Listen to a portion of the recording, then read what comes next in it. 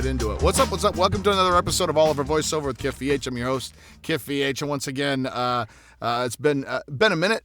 Good to be back, and really excited to welcome to the show my dear friend, my brother, my improv partner, and so many other things. The wonderful, the talented Eliah Mountjoy. Thank you so much, dude, for agreeing to come in tonight and jump on and mix it up.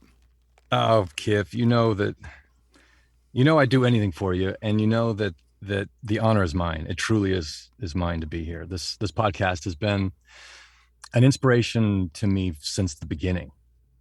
When I was trying to get into the whole thing, yours was one of the ones that I kind of was able to find and click and tune into and be like, oh, so this is kind of what voiceover is and how voiceover actors do it, because we were just talking about a second ago, it's acting, but it's not theater, right? And it's right. It's got its own modality, and I was a dry sponge, and I wanted to soak up as much as I could as to like, what is this like? Yeah. What's the performance like? What do you do to get ready for the performance? And then what do you do to sustain yourself as an artist in between the takes? Well, before we go super far back, like what were some of the episodes that jumped out at you that really resonated with you, that were like, and I know like sometimes it's hard, especially if you listen to a lot of conversations to pinpoint specific things, but just out of curiosity, like what were some of the things that really were like, that meditation bell, that the ringing, the singing ball, Yes. what was that tuning fork for you? What were the ones that jumped out? One of the earliest ones I remember listening to was you had Fiona Renee on. Yeah. And I've actually since had a chance to become friends with her. Awesome. It's a funny serendipitous story, but she was like such a cool person with this really cool personality. Yeah. And you're like, oh, I kind of understand how your life bleeds into your art, and vice versa. And she was just a really cool cat. She told her whole story of London and coming back and figuring it out, and the highs and the lows and the whole thing. I was like, oh, okay, so this is, I mean, she made it very human, very real, very tangible and visceral. And I remember listening to Pat Fraley, just like a freight train come on, and just stories, experiences. Oh my God. Yeah. And I grew up with him, his voice. Yeah. It's Krang. Yeah. He does the Krang voice, and instantly you go, oh shit, man, that voice is amazing. But so cool. Yeah, man. I definitely listened to it from early on. If we went back and looked at the early stuff, I'd be like, oh yeah, I remember that. I even remember your theme, the theme track. Oh yeah. Like I'd always be like ready for the, here comes the sirens, and then here comes the bass line's my favorite. Boop, boop, boop, boop, boop, boop, boop, boop, boop. It's so fun. It just gets super funky right then. I loved it. I love it, man. That's fantastic. Well, yeah. I know we've talked about this stuff, but just for the benefit of everybody listening, like, how did you, like, where are you from originally? What's your story, man? Yeah, my origin story. It starts in Colorado. I was born in Colorado. What part of Colorado? I was in Littleton, actually. Really? Where Columbine is? Yes. I was born at St. Luke's. I would have gone to Columbine had we stayed there. We moved kind of to the Boulder area. Okay. And then we subsequently actually moved a lot. A lot of my childhood was going to Montana, going to Vancouver, Canada. We moved around a lot. I went to a lot of different schools. I was the new kid a lot. Huh. And as you know, I'm tall. Yeah. So if there's any one weird thing with you, the kids are going to pile on that. And right. So it was not easy, but it helped me develop a personality that was that's easy to get along with people, and you try to make friends so that they don't become your inadvertent enemies. Yeah, right. Especially as a kid, there's nothing worse than just getting beat up on the playground, which happened plenty of times. Like I've definitely got my fair share of the bully shovel. Yeah. But my mom said even when I was like in a car seat, I was just a mimic. So I, like just a second ago, I did the siren. Ooh, Yeah, right. I don't even have memories of this. It was so early, but a siren would go by and I would mimic that siren. Fascinating. So I think it's always been there on some level. And like as a kid, as an adolescent, we played a lot of we called them adventures. We'd give each other adventures. Uh-huh. And there would be like one game master, but it was like a live action adventure. I guess it was even pre-LARPing but we would get dressed up and run around the cul-de-sac, and we'd be, Navy cops or Navy SEALs that went AWOL, or futuristic cops that had like a side gig or something like that. And we duct tape walkie-talkies to our heads so we could be like, Roger. In fact, I remember losing my first girlfriend. This is crazy, but I lost before I even really had her. She wanted to go to the mall and hang out, but I was always playing with my friends because I was a hopeless nerd. I didn't know how to interact and relate with girls, and I would much rather play duct tape walkie-talkies in my head. Yeah, right. So we were playing one afternoon, and I get my brother. Somebody here claiming to be your girlfriend is saying she wants to see you. I'm like, oh, I look over the bush. There's Bonnie and her friend.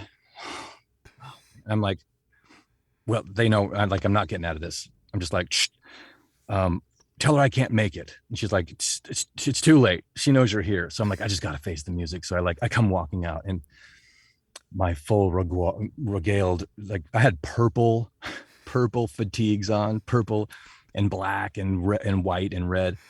Not even like it's not even urban. It's it's fashion just fatigues, right? Flash, yes. And I was like, did you have Bonnie, a duct tape to your head at that point? Literally. Oh my God. Yeah. And we had spray painted water guns back when you could do that. Yeah, right. And not get shot. Yeah. And I came out like looking like a futuristic cop that went AWOL, and she was like, she didn't know what to do with me either. She's like, well, I'm going to the mall. You can come if you want to. And I was like, oh, okay. And as soon as she was around the corner, I was like, game on. And so shout out to Bonnie Gaynor. She was lovely. She's still the best. I'm still in touch with her. She's great. She's got a family. And I just didn't know what to do. I didn't know what to do. I was just a hopeless nerd who just wanted to do creative things. And that's what got me into acting out a role. I remember I was a horrible student. I just couldn't pay attention. I just couldn't I couldn't sit long enough to actually focus on it. Yeah. But we got an assignment one time to make a radio play. And we had never made one of those before, but I was all about it. I just almost instinctively knew what to do and how to do it. And this was cassettes, like play, record, and play, and like sync up, play another. Like it was so rudimentary, tons of hiss. But I loved it. Yeah. What was the radio play? Do you remember? Did you guys write something, or did you? Yeah, it was called the Case of the Revealing Tracks.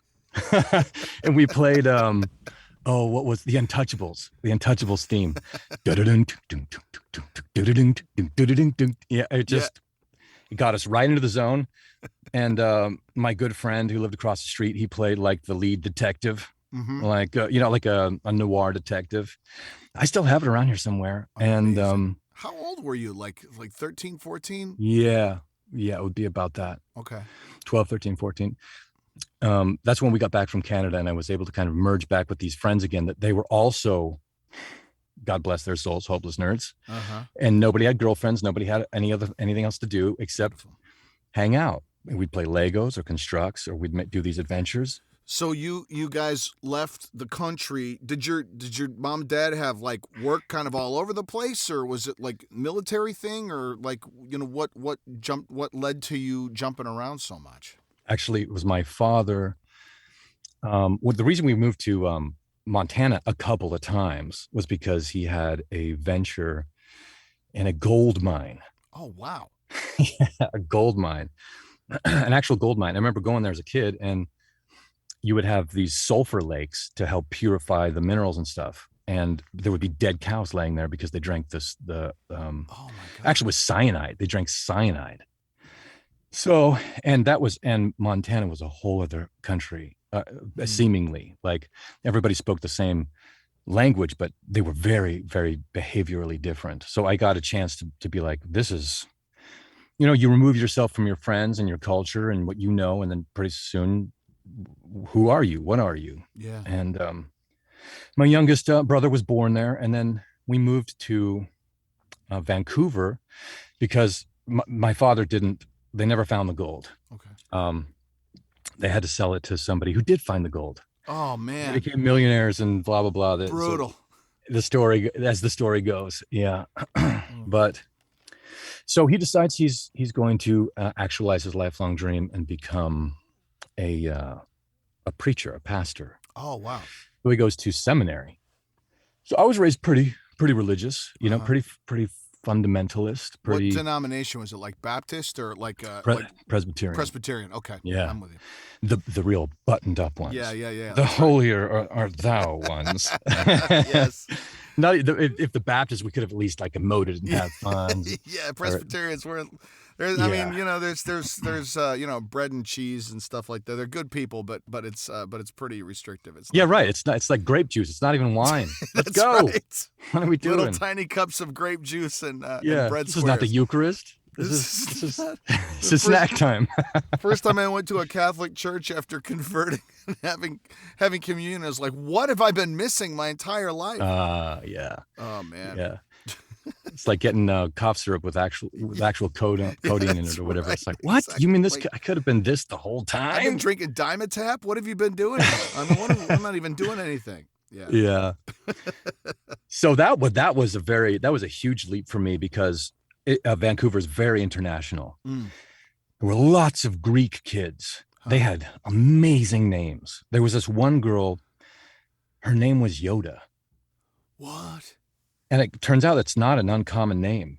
But of course, as a little, a youngling, it was all about, like Star Wars changed my world. Man. I had just one association with Yoda and I was like, oh my God, I'm so sorry. I couldn't believe, but she had no problem with it because in her culture, it was fine. I don't even know if she knew who, like the fictional character Yoda, the Frank Oz version. Yeah. So, but I made a lot of friends from different cultures. Like I said, it was always the new kid. So there was another new kid there named Tatsuya. Huh. And we'd sat down at a table and, like at the cafeteria at lunchtime. And I opened up I think I had a He-Man lunchbox, like a tin He-Man lunchbox. I opened mine and he had this wonderfully wrapped satchel type thing. And he unfolds his. And I take out my white American sandwich. I think it was peanut butter and jelly or something. And I had Fritos. Uh-huh.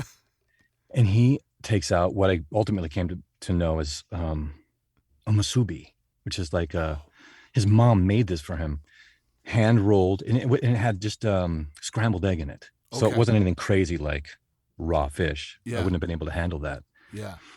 It just had scrambled egg, and it had nori wrapped around the outside, seaweed. Yeah. And we just looked at each other like, what alien stuff are you eating? Yeah. Both looking at each other going like, what is that? Yeah, like, what is that? But should we, yeah, okay. Yeah, we switched. Oh, man. And I ate it. And I had never tasted anything like that.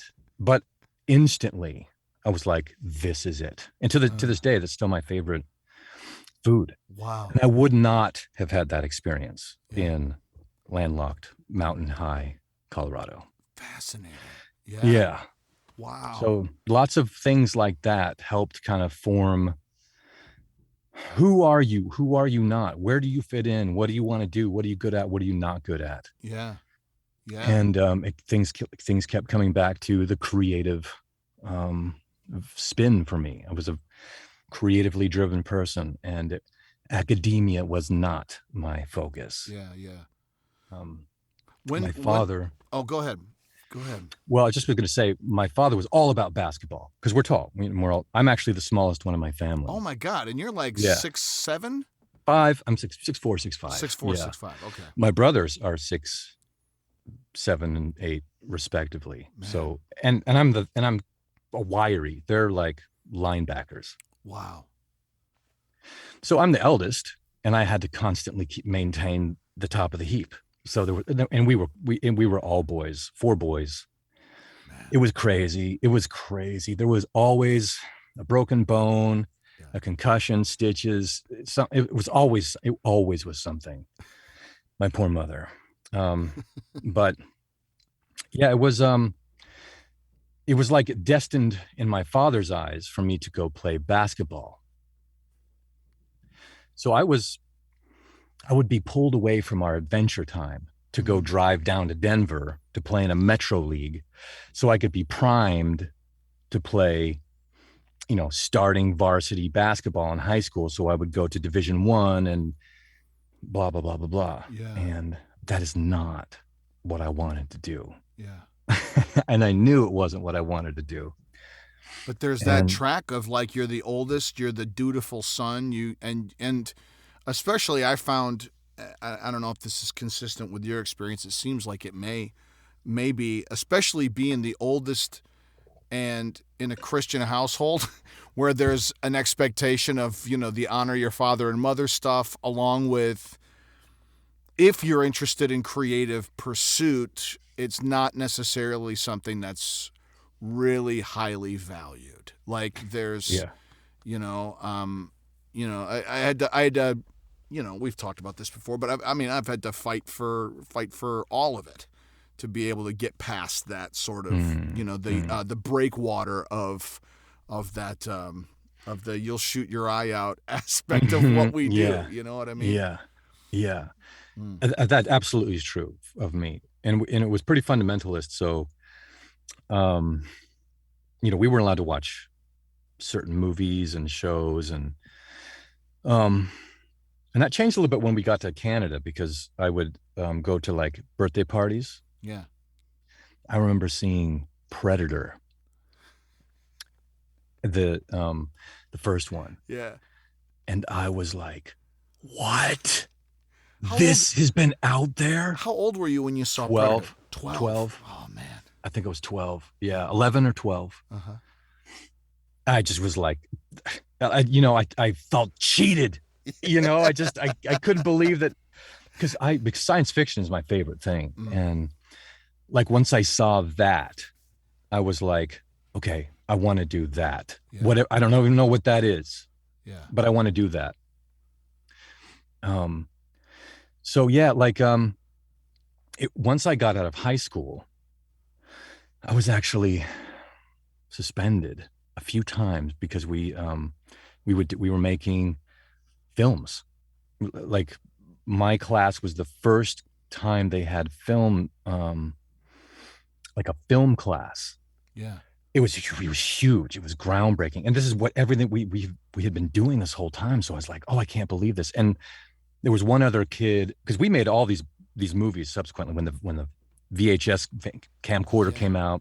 Yeah. We went nuts on that. We made all these movies, and we became known as that. The kids who made these cool movies. And there was one other on the other side of town, Paul Lee. Shout out, Paul. He was like the one who really, his older sister was Cheryl Lee from Twin Peaks. From Twin Peaks. No kidding. Yeah. So it was like pedigree. Mm-hmm. And he had all the awesome gear, and he made stuff that was next level. So for this class, we got to merge forces. And he's a really cool guy to boot. So it was perfect. But long story short, there was a lot of things that happened where I was suspended and I wasn't able to make the playoffs, the state playoffs for basketball. And my and just there have been a number of things in my life where I've had to face the music to my father, like, you know, he had to come pick me up from juvie, or he things that I just was like, oh, Yeah. I can be in trouble with the law, but my father. You went to juvie? What? What? Yeah, What yeah. happened? Oh man, I went to juvie making a predator costume, What? and I was stealing it from this local hardware store. Oh, okay. And I just, because I didn't have a job, I was 12 or whatever, and Yeah. I'm like, I need a laser for the helmet. I made a whole like a whole thing out of duct tape and cardboard. It fit me. I put it on. You know, I had the shinks, the extendable. Yeah. Oh man, I wish I had that suit still, but I got it by lifting it off of this hardware store, and man. they actually caught I could feel the heat coming, and I was with my brother, and they all descended on me, and I was going to bolt, but they grabbed my brother, and I was like, I can't have him go down for this. Right. I'm the eldest. Yeah. I have to. Yeah. And it was me. It was on me. So yeah, they took me away, and then my father had to come pick me up. I had to go do all this service, this community service up in the mountains, repairing trails. And this actually is what got me into being a junior ranger, because I learned to love it. And we'd get way up into the mountains. We'd have to carry these huge rock bars to like, because and when the weather comes, it melts and tears up the trails. Okay. The water damage. It has to be maintained, or those trails go away. Yeah. That was us. That was our squad. So I learned to love it. And the hard work, it's a lot like Terry Notary, which I'm sure we'll get into, but just going out there with a pack on, getting hot and sweaty and grinding. Yeah. And I would get up to the mountaintops and I would sing this Tones on Tail, Bauhaus type thing. There was a song they had, I think it's called Go, but it's basically, yeah, yeah, yeah, yeah, yeah, yeah, yeah, yeah. It's perfect for some teenage wiener kid. Yeah, You can just imagine. Totally. Oh, that's amazing. And there was this old guy named Wayne. His name was Wayne. Huge white beard, Gandalf looking fellow. Yeah. And he just looks at me and goes, "Don't you ever do that again." And I was like, whoa, what did I do? I didn't come to realize until later that you don't pollute the air with your noise. You respect the sanctity of nature and keep it to yourself. That was a thing. Wow. It was a thing. Yeah. Wow. Even on the work crew, or that was as once you became a junior ranger, you learned that. Right. To the degree that if I'm on a hike now and somebody's got their little like speaker out playing their music. Yeah, yeah. I want to pull a Wayne on them and be like, you listen to your trash music in your own headphones. Do you respect the sanctity of the trail? So I get it now. I'm slowly becoming Wayne, I guess. But yeah, so that's how there was one friend in particular who was very, very creative also, Daniel Gibb.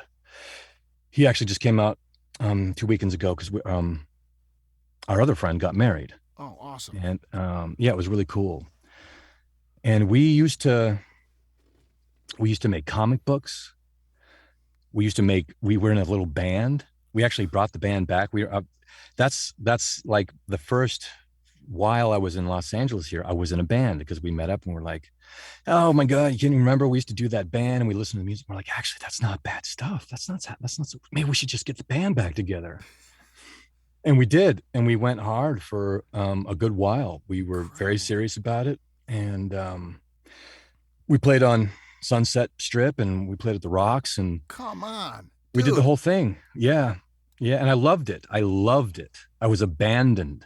I just dissolved into it. Yeah. And What did you play? Were you a singer? Were you a musician? Yeah, I Oh was the man. vocalist and I played the guitar. Oh man.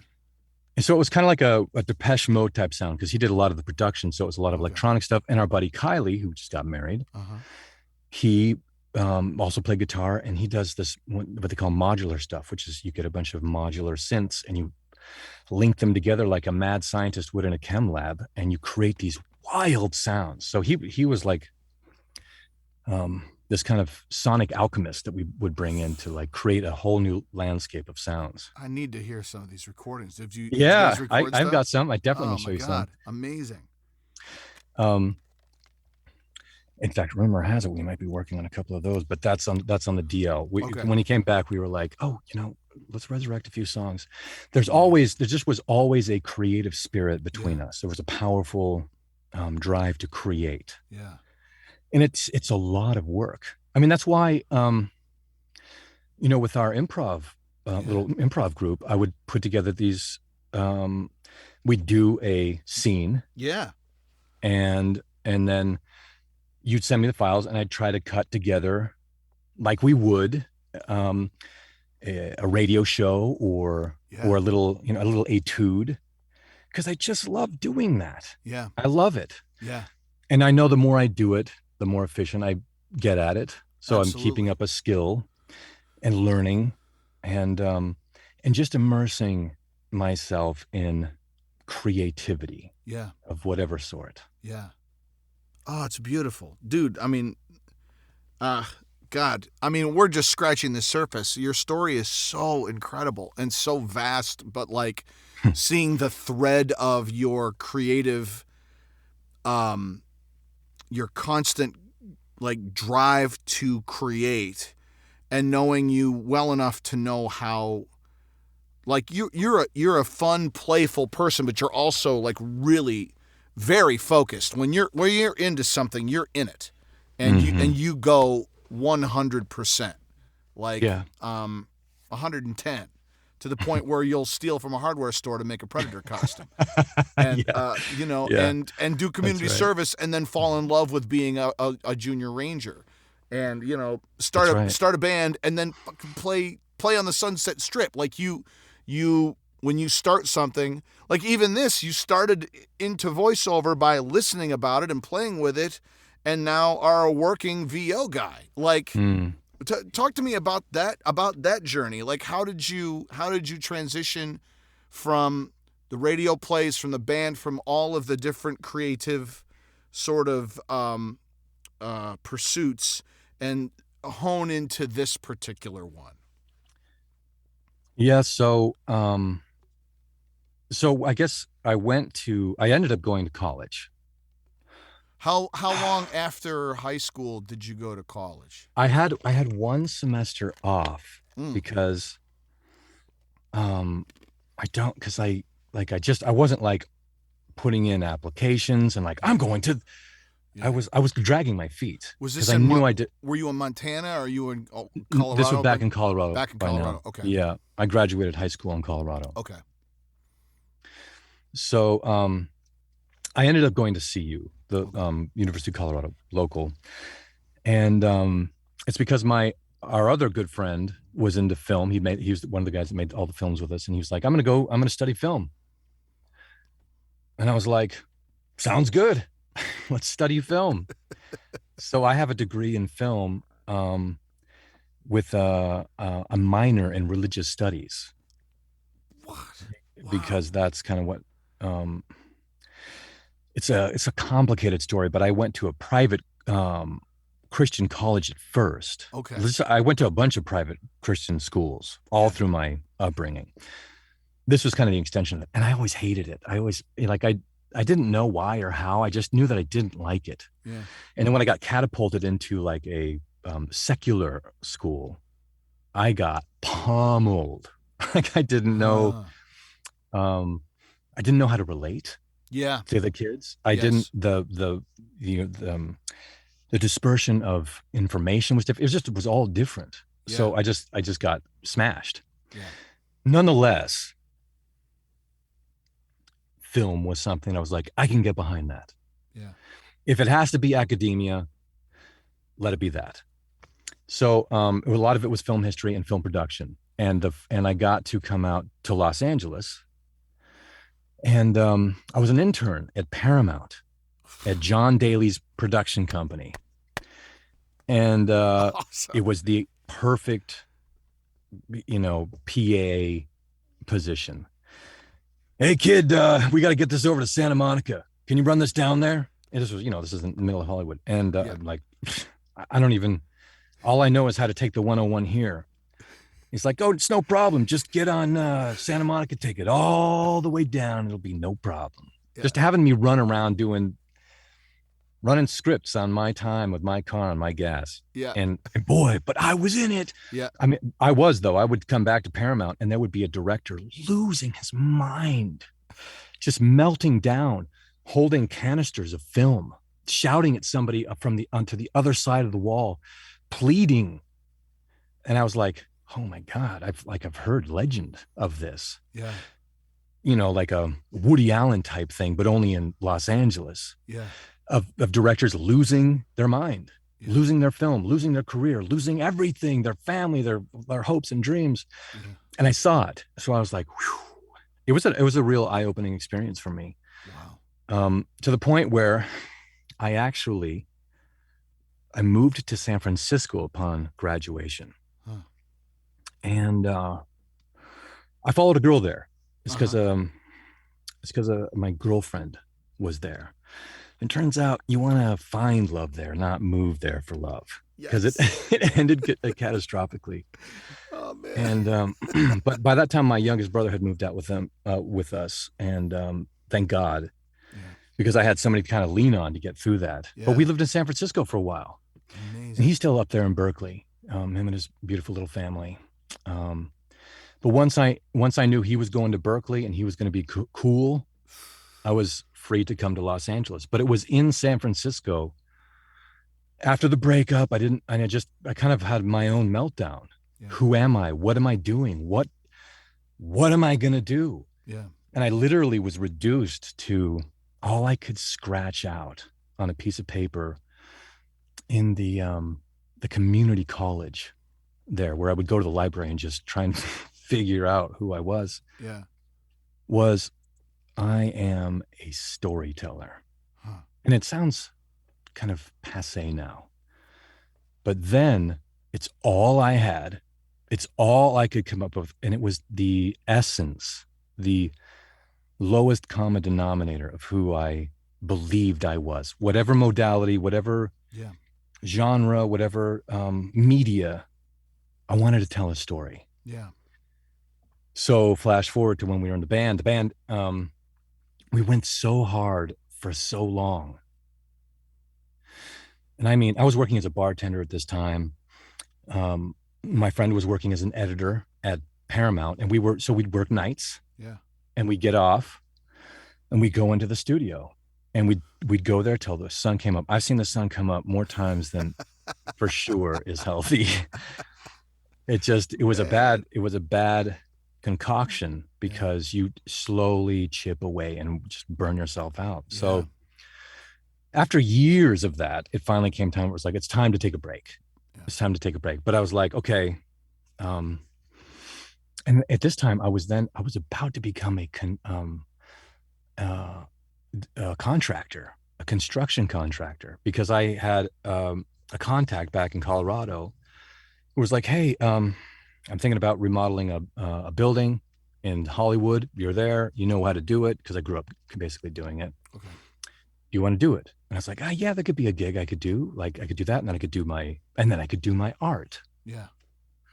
And it ended up taking over everything, as you can well imagine. Of course. But I remodeled a building in Hollywood, and it took 5 years, but I'll be damned, I did it. Oh my God.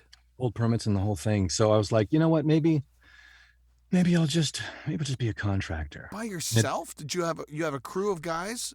I was in charge of getting the plumber, getting the roofer, getting the electrician. So you were the producer of that particular job and just getting it done. Yeah. Incredible. Yeah, exactly. So it came time to be like, are you going to do this or not? And I just was like, no, I'm not done. I have to tell a story. Mm. And I was like, what am I going to do? I've got all this equipment from the band. I've got all these microphones. I got an understanding of how to work the equipment. And I was like, oh, you know what? There used to be somebody that I knew who did voiceover. And this is how little I knew about voiceover. She did radio imaging, Okay. which is, I had no idea Yeah. that, there's so many Oh subgenres. my God. I just knew that she used her voice and did voiceover. Yeah. But the kind of voiceover she had, that husky, smoky, honey voice, KRQK, joined the rock, Yeah. 105, the heat, Right. And she's like, oh, I went to this guy called the Doctor. I know exactly. Yeah. Bill Holmes, right? You got it. Yeah, you man. got it. So she's like, go take some classes with Bill Holmes. I was like, okay, all right. I actually had one prior foray into voiceover. So when we were in the band days, after a show, I think I probably was especially scratchy, Yeah. and all, like, my voice was all tore up, and I Yeah. probably had to register more like this. Yeah. We had a neighbor that lived across the street, Cece Parsons. She was a descendant of Graham Parsons. Oh, wow. Yeah, and she was all into music. She's like, you know what? You should get into voiceover. And I was like, what even is that? Yeah. But that's how it got onto my radar. Wow. So she's like, I know a guy, and there was a guy. We lived in Hollywood. We had like a house had a studio in it. So we walked a few blocks. And we showed up at this guy's house. He kind of like a cigar sort of guy. And she's like, hey, Cece, what's happening? What's going, babe? And Cece's like, oh, there's the friend I was telling you about that should get into voiceover. And he's like, so what do you got, kid? You got a reel? What do you got? And I was like, I don't even know what a reel is. And he's like, oh, that's fine. I mean, he had stacks of stuff everywhere. Just, it felt like an especially low ceiling. I'm tall, but it felt like, I just was like, what is this place? Yeah. So I was like, I think I'm good. But I'm like, if I had gotten in then, I would have gotten in really early. Like, we're talking 2007, Okay. 2008. Yeah. But I was like, no. I had to go remodel a building first, I guess, is what I had to do. That's what you had to do. And that ended in 2012, 13. And that's when I had taken my first class with Bill Holmes, the voiceover doctor. And when I took that class, I was like, this is going to be a lot harder than I thought. Because my understanding was, well, voiceover sounds like this. Right. And it's like, no, this is acting, kid. What I did have a chance to harken back on is when I was in San Francisco, I did study, I studied stage. I studied the classics, Stanislavski and Shakespeare,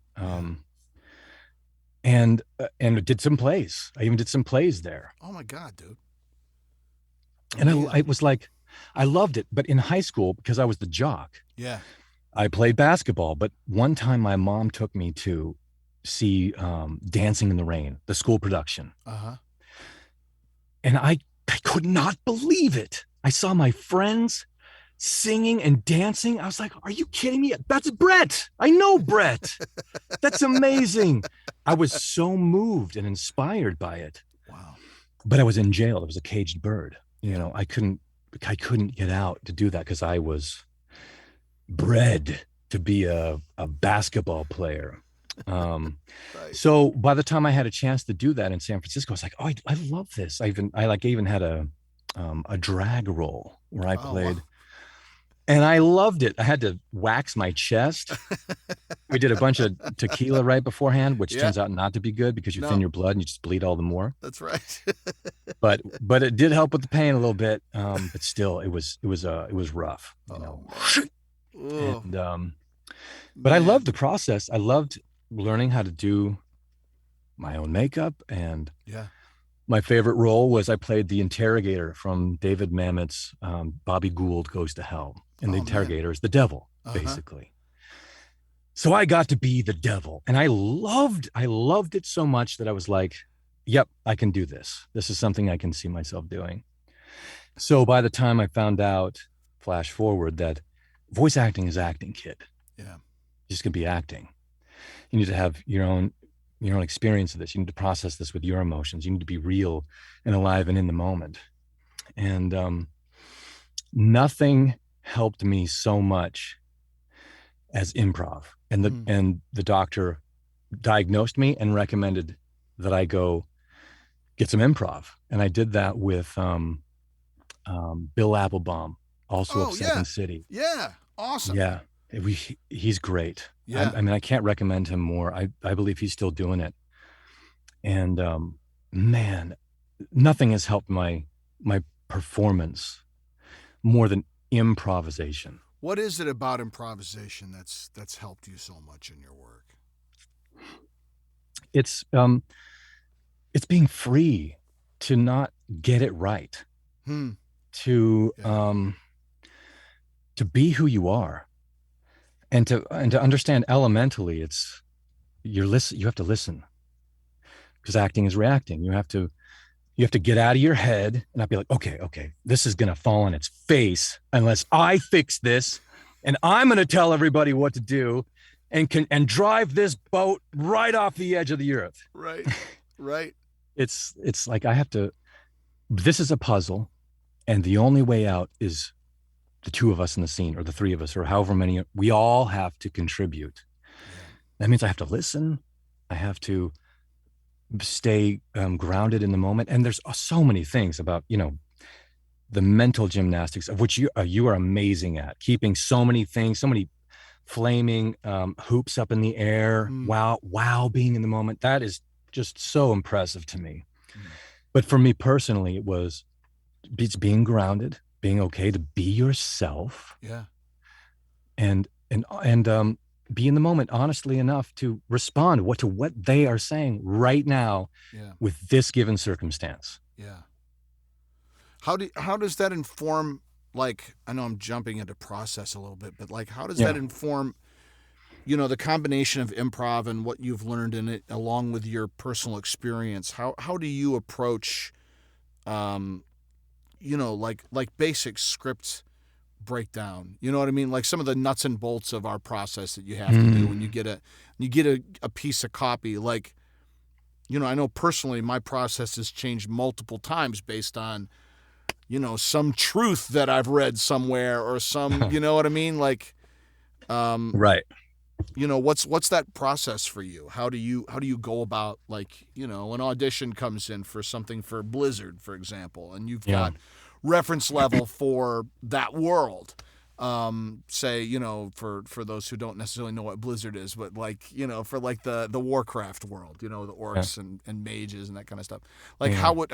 how do you embody that character and use your improv skill and your acting skill to make that audition come to life?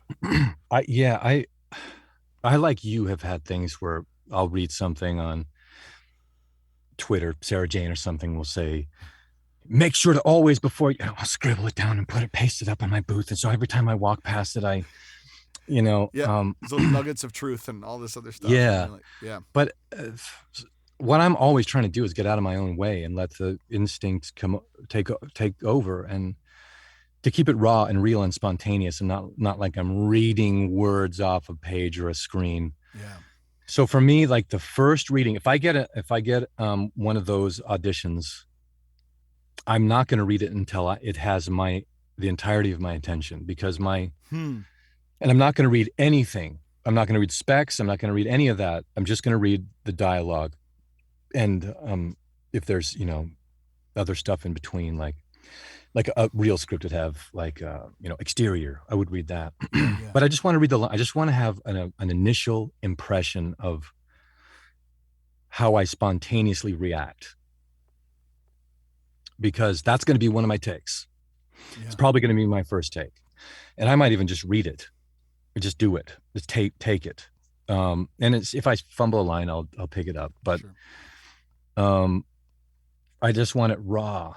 And then I'll go back and read the specs, mostly for what not to do. Because a lot of times, they contradict themselves. They're confusing. They're overly verbose. Right.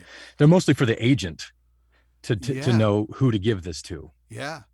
When you get a ton of backstory for a character in a video game in particular, where, I mean, he's practically an NPC and all this exposition will be given, but there's nothing about it that's playable. I mean, you've got 4 lines and all of them are direction to the player character, but who cares whether he was unseated from a throne in Zardoz before he, found himself on this space station and is angling for Yeah. power. He's still just carrying a spear. And there's, Right. it's nice to have that information, I guess, in the grand scheme of things, but it feels like often you're right, like they're throwing everything at you because I would, as much sometimes as I feel like that stuff is unnecessary, I'd also be upset if there was information about the character that was being withheld from me.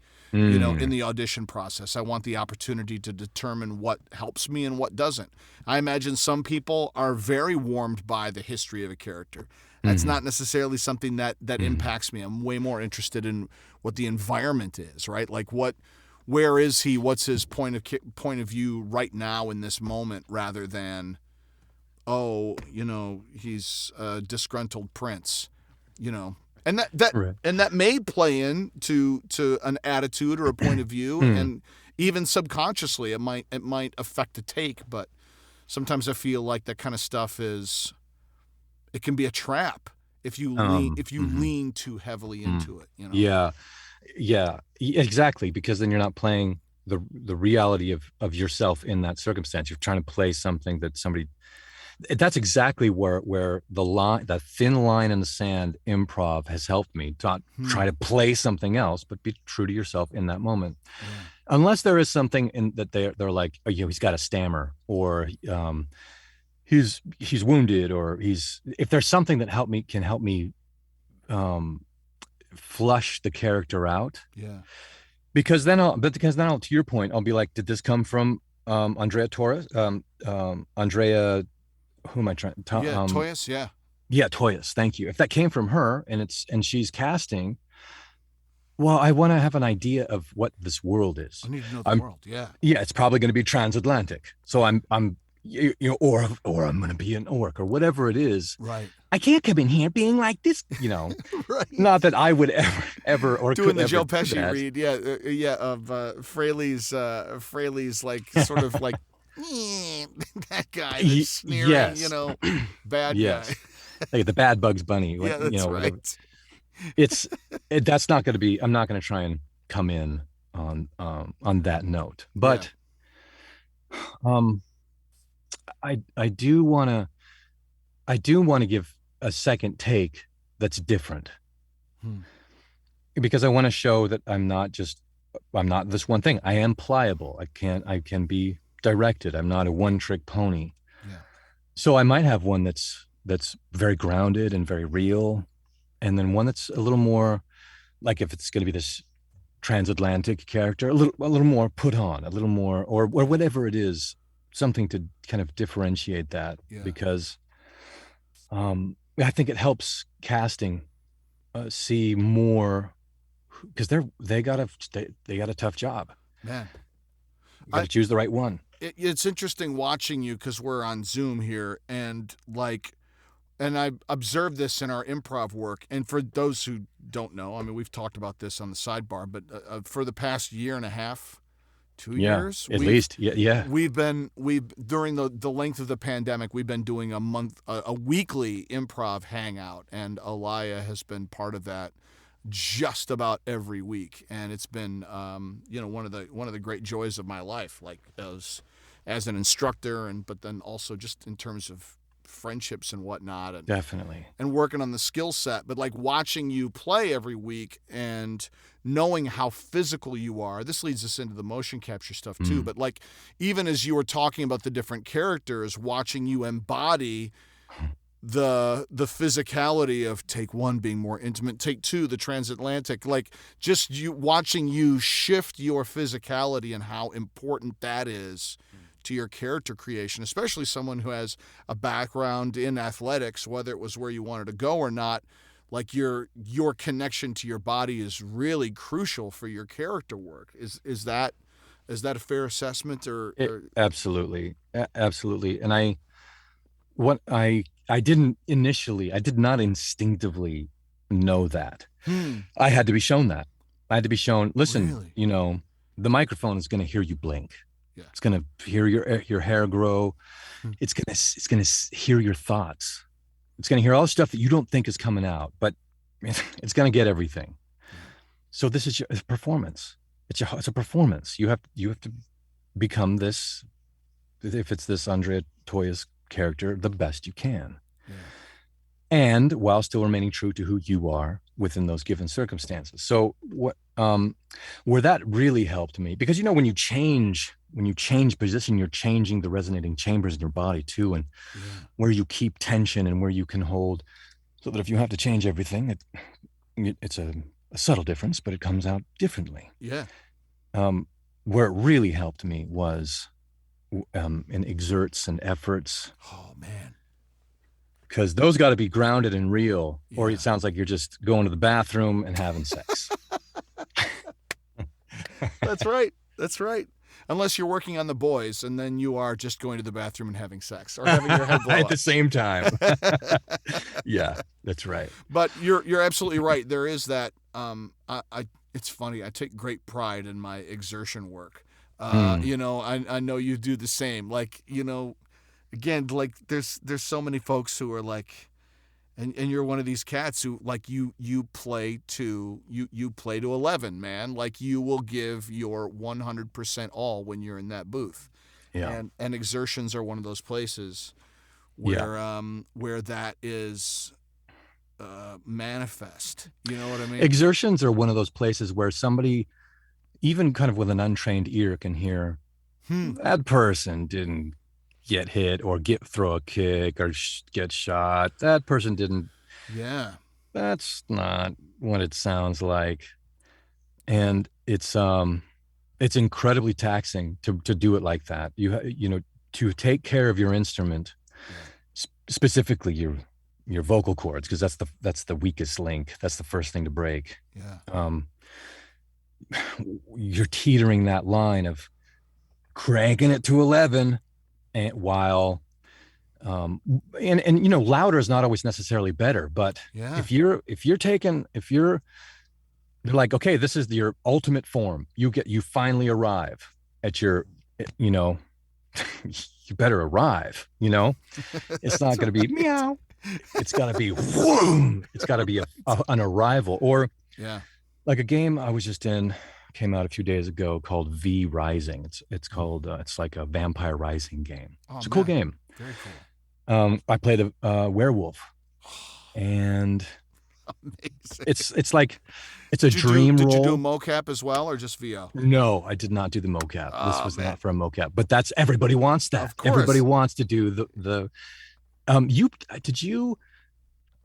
with Richard. Oh, you were a vampire. I'm trying to remember. I've done for your scene with. Yes, for the summit, for the last summit, I was a vampire hunter. Yeah. So my Sam was the vampire. Cool. Yeah, man. Oh, that's right. Yeah. Oh, no way. And then I got to kill him with my staff. That's right. But yeah, everybody wants to play. Like the ultimate is to play a vampire, but a werewolf. You get to just literally let it all hang out and just go balls to the walls. Yeah. And that's what this one was. It was a few 2-hour sessions, and they always ripped me up. Man. So I'm always trying to find a way to ride that line, but then also find a way to recover, because if you're going to go for it, you have to go for it. Have you done the voice draw stuff? Have you used it? Do you have it? You got yours? I got it right here. There you go. Yep. Yeah. I got it. I've got my Omron. Yep. Yeah. Beautiful. I've got all the You've got all the junk. Stuff. You got all the junk, all the pastries and the throat spray, all that stuff. And I find like the only thing that is You So look it's like the Santa excessive. Monica homeopathic pharmacy in your in Yes, your it's booth. too much. It's But too that, much. I mean, the one thing I found, well, it's interesting because when you know that you're going in to do a 2 hour video game session, you know what's coming because Yep. it's 2 hours. So you know that's Yes. going to be at least Yep. an hour of screaming and maybe some incidental stuff at the top, but you're going to get dragged over the coals. And if you've got a decent producer who understands anything about, and they do, at least I've been blessed to, for the most part, not even for the most part, like everyone has been very, like, especially with, since I've been bringing the straw into some of these, Mm-hmm. my last round of throat shattering work. Like, I had a it was the day my mom died. And Oh I had a session in the my morning for this God. game, and it was a screamy thing, and I had my straw and I used it, and I went on Instagram live and was like ranting and raving about how awesome my voice felt in spite of the fact that I had just done this really brutal thing. And then I had a crude session that afternoon, and then while I was in the crude session, things turned south on my mom, and while I drove home, I was basically just on speakerphone in the room as she passed. Like, it was the most surreal day ever. But like, Oh man, I didn't it's, even know that. oh yeah. I mean, that like the crazy thing is, like, not to turn this into Mm. all of that, but like, um, you know, look, the greatest days, if you don't know this already, the greatest days as a voice actor are days where you have more than one job. You know what I mean? Mm-hmm. Especially Oh yeah. especially on things that are going to pay at least $1,000.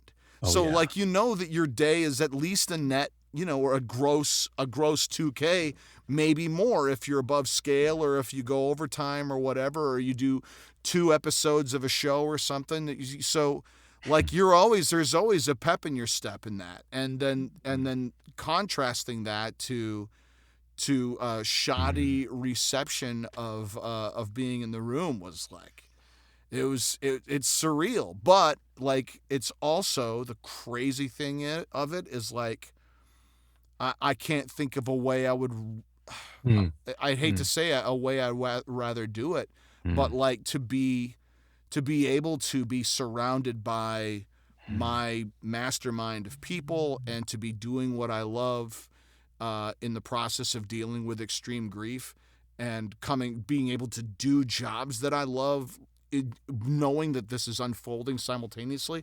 Like, Yeah. it's such a strange uh, human Yeah. experience. You know what I mean? Well, But it's technology is a oh dual edged sword, isn't it? yeah, Because yeah, you, before technology, you would have found out about in a after, completely different time and place, and completely, yeah, so it's like getting it real time. While it's possible, it also you're going from high to low. It's like taking oh man, yeah, hot to cold, yeah, ice cold bath to a sauna, and yeah, that's it. that's hard on the body. It's hard on the mind. That's it. And I mean, technology made it possible for me to, say things at the end that I would not have been Mm, otherwise, and to be able to be like, freaking WhatsApp is one of the mm, greatest inventions ever. yeah. But anyway, that's all. Mm, mm. That's all. That's just part of the journey, man. You know. Yeah. Well, I mean, um, yesterday my uncle passed, Mm, and this uncle was really special to me and my brothers, but specifically to me because he was the one who introduced us to video games because we were the sheltered little religious kids. yeah. And he gave us his old Atari. So we played Man. Combat and Oh, Asteroid and um, Galaga, yeah. all those classic Pong. Yeah. Yeah. But we were just like, wow, this is amazing. Yeah. And he introduced us to Doom when it came out. Yeah. And that was a lot. Yeah. That was a lot. Like we, Yeah. we were like, didn't even think that was possible. And then introduced us to one of my favorite franchises ever is the Diablo franchise. Speaking of Oh, Blizzard and yeah. Andrea Toyas, and he introduced me to all of these things that have kind of hung in my consciousness Yeah. and cultivated a real love and joy of experiencing specifically that medium of gaming. And Yeah. so to have him gone is a real reminder that this isn't forever. It's Yeah. not permanent. And you always have that feeling of, hug the ones you love close, because you never know. But it also is, for me, this ringing bell of enjoy it while you can, Yeah. all of it. Yeah. Enjoy it while you can, Yeah. because you never know. That's right.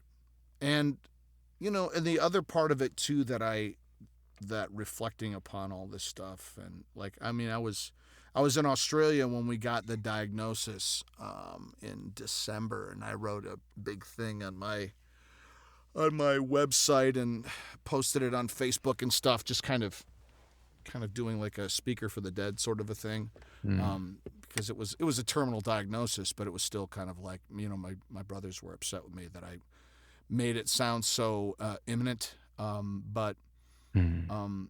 my mom had expressed to me, like, on multiple occasions, she was like, that really helped me put things in perspective and focus on, these chapters, these major chapters in my life, my artistic life and my spiritual life and my life as a mother, but then also, all these other different things. And, and it helped me process what I learned, and also what's incumbent upon me with the time that I've got. You know what I Mm. mean? Like, I can Mm. think about what I'm missing, what I've lost, but I'm more interested now in what I contribute, what I leave. Not that I need to like leave a stamp or anything, but if I can help ease the journey of this particular path, not only in voiceover, but then on camera and improvisation and motion capture and Mm. just all the things that I love, so that future generations will take the ball and run. And like, there's that perspective shift of, like, when you lose someone and reflecting on all the stuff, but then there's also that intention behind, yeah, but I know what they would want me to continue to do is to Mm. continue to pursue the thing that gives me joy and fulfillment. And Yes. it's a relay. Yeah. This whole thing Mm. is just one big relay race. We just keep Yeah. passing off the 416, man. Yeah. I'm like, this Yeah. mic, this mic is eternal. Yeah. And that's the silver lining, the Yeah, hidden blessing in a loved one passing, yeah, is that it makes life that much more cherished, that much brighter. It's yeah, like you can't have the day without the night.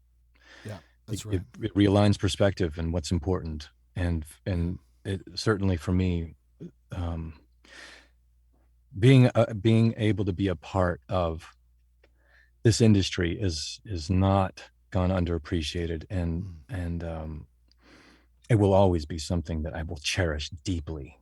yeah, So through the good times and the bad, that love and perspective will carry me across the gorge. yeah, man. Beautiful, beautiful.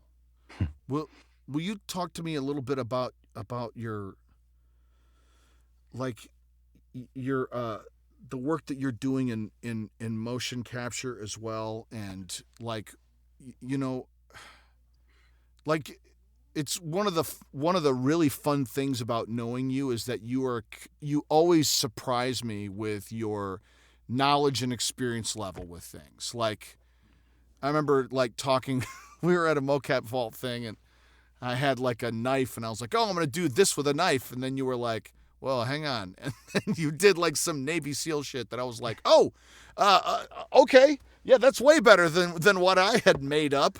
Um, like, you just have a physical intelligence that is leading you, that precedes you in the work that you're doing, and you know it's one of the great, this is a sidebar I guess too, but like, it was one of the great things about motion capture that someone who is either 6'1" in my shape, or 5'4" and, like, Andy Norris, Or like you, it's 6'5", and you still get into the suit, get into the volume, and run around. Like, there's room for all of us to play. Can you talk to me about like what that space is to you and how, and not comparing whether you prefer VO to mocap. I think it's one of those things where it's like it's all in the same hopper. It's all great. Yes.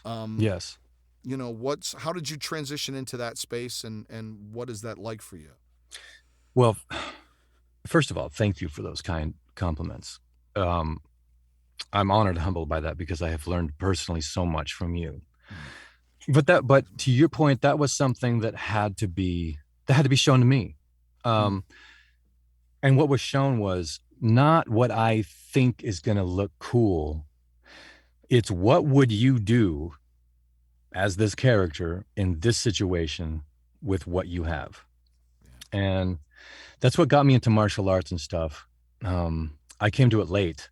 I wish I had gotten in earlier. It would have helped so much in terms of just practice and the mental discipline, and yet alone the skill set, and there's but it's so varied and so vast. It's like, well, which one?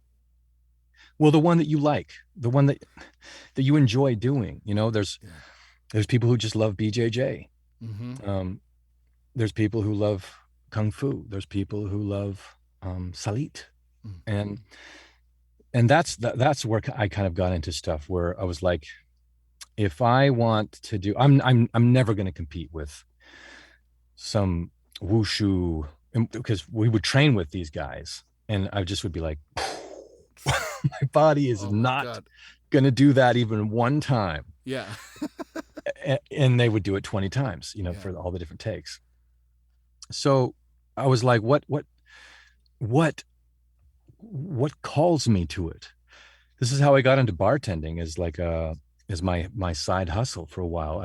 I had no idea what I was doing. I literally, when I say no idea, I had no idea. But I saw how the bartenders moved. I saw their pace. I saw their intention. I was like, I bet you I would be really good at that job. And it turns out I was right. I had a lot to learn. But still, well, it's like that mimicry that you talked about as a little boy, that same thing when you'd hear a siren go and then mimic it. If you watch someone's movement signature in a bar and you go, I can do that. If I mimic that confidence, then I by proxy or by confidence in my mimicry skill, I have confidence regardless of whether I know what I'm doing or not.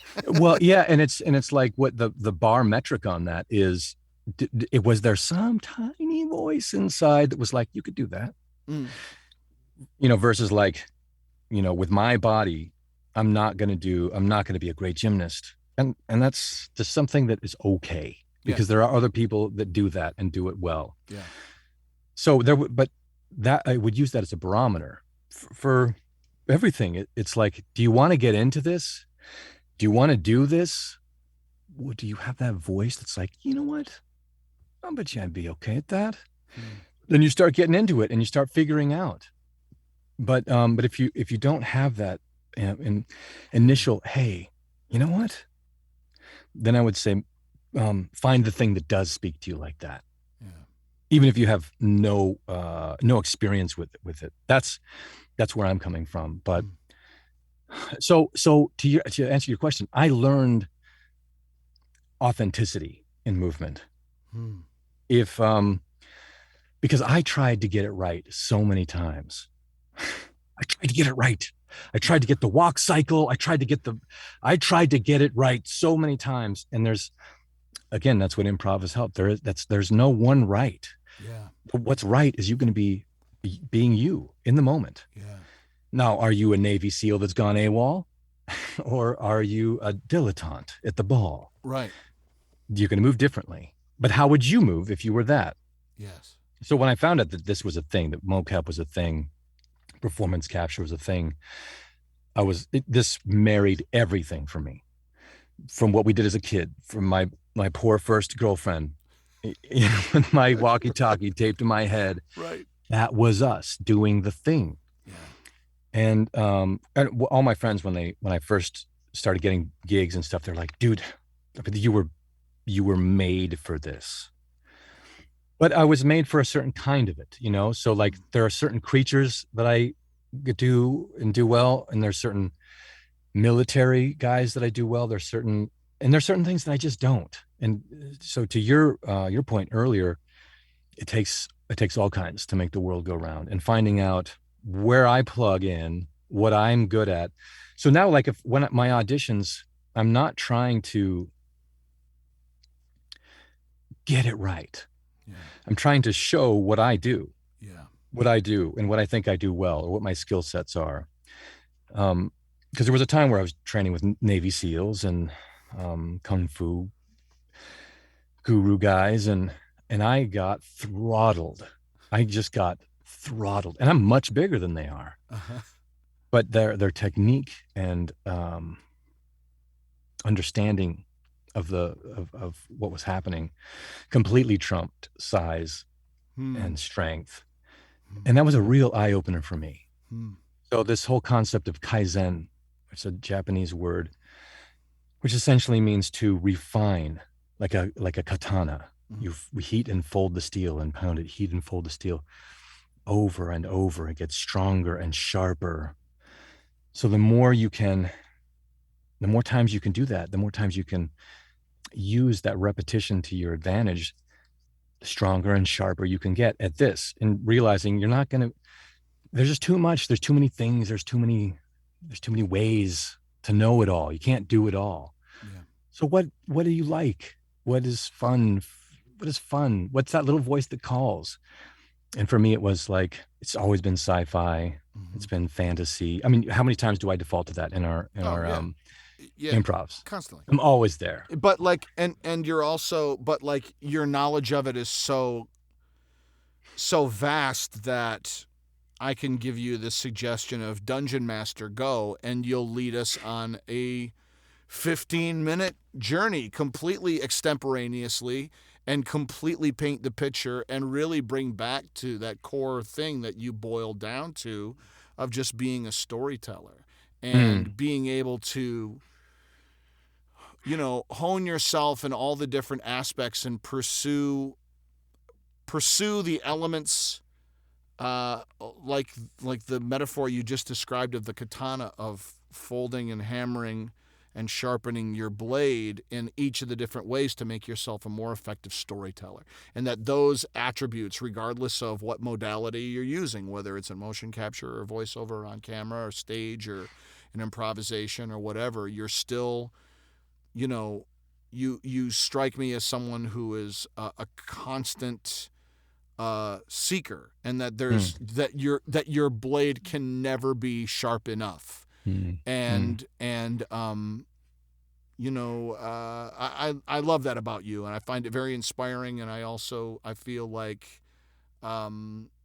it's just like there's a really beautiful sense of an ongoing journey, and that no mm, matter what comes your way, whether that little voice drives you to pursue that cul-de-sac or not, uh, who knows? But dude, it's an honor to call you a friend, and to know you, and yeah, man, all these things we've said over uh, again, but now I'm capturing it. yeah, yeah. What are some, as we wind down, like what are some things that you've got coming out that you can talk about, either games, tunes, etc., that are in the pipeline of release, or recent things that have come out or been announced?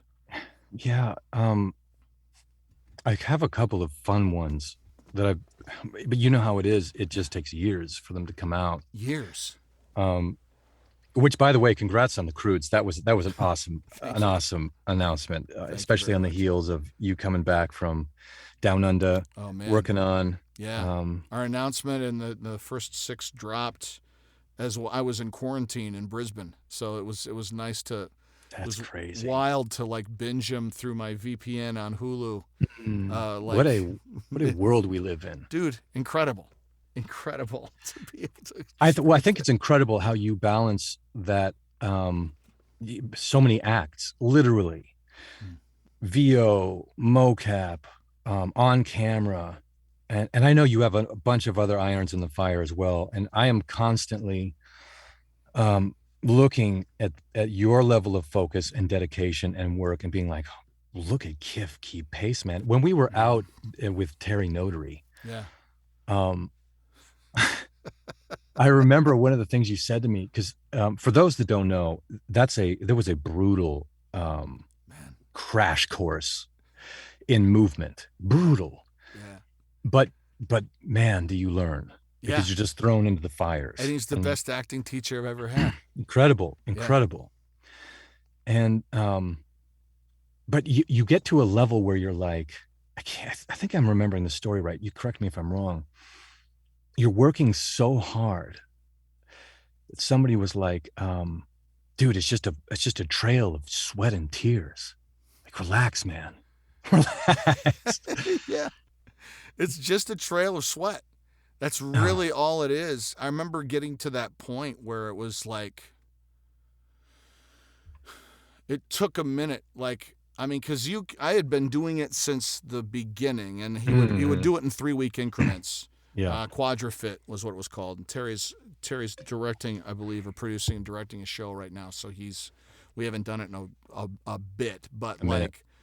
like, um, like after you get past the mental process of left foot, right arm, right foot, left arm, those kind of things, finding your balance, finding your weight placement, where you put your focus, all that other kind of stuff, and getting into the meditative state of just being in the moment. And God, when we would go down, you went down that riverbed, right? We would run around on those rocks, Yeah. and I mean, Yeah. the risks we were taking, and Yeah. just, I mean, every Yeah. morning was a new discovery of Who you are, yeah, what you're made of. passing through your Yeah. membrane of no, I can't, Yeah. and then Yes. realizing that no is a valve.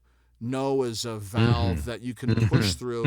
You just have to apply a little bit more pressure to get past it. But once you do, there you are, and you're like, well, that's no longer a block. Now that's a door. And You've completely summed it up. No was a valve. I was going to go into some diatribe trying to explain your mental resiliency because of how hard it is. And when you're larger animals, for us, it's just that much harder. yeah, I actually got a bad case of poison ivy from that basin. I got it so bad, man. I got a systemic reaction, had to go on prednisone. dude. But the one that was really brutal was the dune. Yes. That dune is vicious. And I was just dogging. I was dying that day. But I saw you just grinding them out. And I was like, Kiff, man, Kiff. It's like, let's go. Let's go. Because I saw you working so diligently. It's like, he's digging in, man. It Kiff's ain't about you're doing it. It ain't about how many you do. Like, it's what I really appreciate about Terry, and every morning, because I always felt like he sets the bar really high, but then also says, do what you can do, and remember that no matter how little you feel like you're doing, you're out of bed and you're out walking around on the beach where most people are still in bed. And that set me free. The freedom to know that if I got really tired and my heart rate was beyond where I could, and I continued to fight against this notion of my age being an excuse, because Terry's a little bit older than me. So I'd be like, okay, cool. Terry's 53, I'm 52. All right. Granted, he was a gymnast, and I Cirque performer. Yeah, exactly. Yeah. But still, age is not the excuse, and there was something in that helped me, accept not limitations, but accept what I was capable of, and work to what I was capable of. I thought I was going to get more ripped. I thought I was going to lose more weight. That's all diet. But in terms of strength and core strength and strength of strength of will, strength of a lot of other things that prepared me for so many other things that I didn't anticipate having to take on. And I'm so grateful for that those trials to face the trials of the past year and a half. Yeah. You know? Yeah. They all tie in, Yeah. and it's like, you're going to experience pain. It's either going to be the pain of the workout or the pain from not working out, Yeah. because your body's going to hurt. It's going to hurt. Yeah. You get to choose your pain. That's it. And, but my final thought on Terry is he taught me how to walk with intention. I was always trying to get it right. I was trying to get it perfect, the walk cycle, get it so fluid and smooth. Is this quad walking or just upright, just walking? Upright, because I would get to a point where I was like, I can't, and he'd be like, okay, then walk. And this might have been one of the ones you weren't at, but he's like, walk with intention, lead. Now imagine you're dragging that sandbag behind you, and I'd be like this, and he would do it, and I'd be like, wow. That specificity, the command over one's instrument, because we are the paintbrush and the color and the canvas. Yeah. It's all got to happen here. And to make a connection, I think that's what VO and mocap and PCAP have in common. Your body is the instrument, and your imagination is the fuel. And you have to create that world. This is something I was going to say when we were doing the audition, something that you implemented and showed me, which is, if there isn't a picture, pull up a picture from ArtStation. Yeah. Even just a vista. Yeah. Put on a song. Get yourself to a place where it becomes visceral and real and surrounding you, and you are part of the world, and everything you do builds that world and fleshes it out more, and that makes it something special. Collaborate with yourself. Give yourself the gift of a suggestion to help yourself. All the things that you just said. 100%, man. Yeah. I think that, and you were asking about like managing all these other things. It's all the same. Like, it's all the same. I was just reflecting. I signed up with Streamily to do like autograph signings, and I was just grabbing a bunch of stills from different things that I've participated in, going back to Kimmel, to La La Land, to Crudes, and all sorts of stuff. And like, in that process, reflecting on different performances and the kind of performer I've changed from over the course of our time in Los Angeles, from being sort of sitcom, large Richie Rich stuff to the stuff I recently did both on Young Rock and like in Bosch Legacy. Like, there's just a really different tone, but it's coming from reps and it's coming from trust and being really present and really listening to the scene partner and matching the vibe of the space. Like one of my favorite scenes that I did was right before I went to Australia. I shot on Bosch Legacy with Titus Welliver, and like that little scene is, I feel in some respects, some of the best work I've ever done, because it's really, really understated. Wow. And I realize how big I am, but at the same time, I'm never bigger than than the canvas needs me to be. You know what I mean? And so it's I don't know.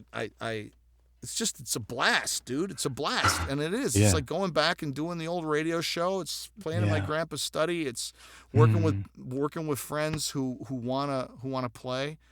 And I'm continually inspired by the hunger and desire to continue to tell stories and surprise each other and entertain each other and make each other cry and make each other laugh, and just more, even beyond the emotional thing, like that moment when we're all sitting here in our own spaces looking at screens going, oh my God, we just made that thing out of nothing. I don't know what it is, but whatever it was, we made it and we shared it, and it was special.